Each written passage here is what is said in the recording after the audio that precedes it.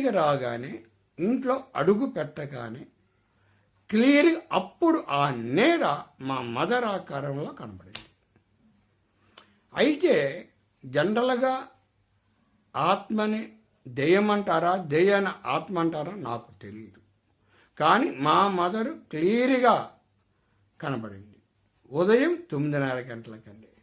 ఒక పొగ మంచులాగా ఉండి పైన ఒక చీర కప్పుకొని, ఆ చీర ఎల్లో కలరు రెడ్ స్పాట్స్ తోటి చీర నెత్తి మీద వేసుకొని నాకు ఏదో సైకిల్ చేస్తుంది.